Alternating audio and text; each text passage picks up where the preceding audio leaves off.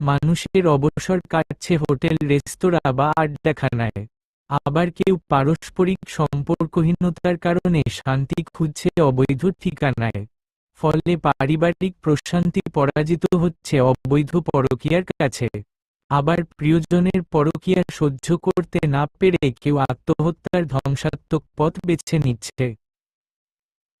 পারিবারিক অশান্তির এই মহামারী থেকে মুক্তি পেতে হলে আমরা ওই আদর্শ জানব ও মানব যার মাধ্যমে বিশ্বজগতের রহমত হয়ে আসা রসুলে কারিম অশান্ত পৃথিবীকে শান্তির দিশা দিয়েছিলেন, জাহেলি সমাজকে সুশিক্ষিত করেছিলেন এবং অসভ্য মানুষদেরকে সভ্য, সহানুভূতিশীল ও মানবীয় গুণের অধিকারী বানিয়েছিলেন।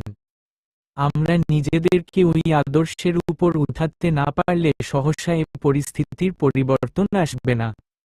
আল্লাহ তাআলা ইরশাদ স্টেটসেন, ততক্ষণ পর্যন্ত কোন জাতির অবস্থার পরিবর্তন ঘটান না যতক্ষণ পর্যন্ত ওই জাতি নিজেদের অবস্থার পরিবর্তন না ঘটায়।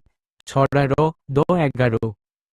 তাই পারিবারিক জীবনের অশান্তি দূরীকরণে সহযোগিতার জন্য আমার এই সামান্য খেদমত মুসলিম পরিবারের সামনে উপস্থাপন করছি। এই পুস্তককে মৌলিকভাবে পারিবারিক জীবনের প্রয়োজনীয়তা, উপকারিতা, পারিবারিক জীবন গঠনে নানামুখী বাধা ও তার প্রতিকার, আদর্শ পরিবার গঠনে স্বামী ও স্ত্রীর দায়িত্ব, নেক সন্তান পাওয়ার জন্য পিতামাতার করণীয় এবং পিতা-মাতার প্রতি সন্তানের করণীয় সম্পর্কে আলোচনা করা হয়েছে। প্রতিটি বিষয়ের সাথে কুরআন সুন্নাহর প্রমাণ পেশ করার চেষ্টা করা হয়েছে। দলিল হিসেবে পেশকৃত হাদিসের স্তরও যথাসাধ্য বর্ণনা করা হয়েছে।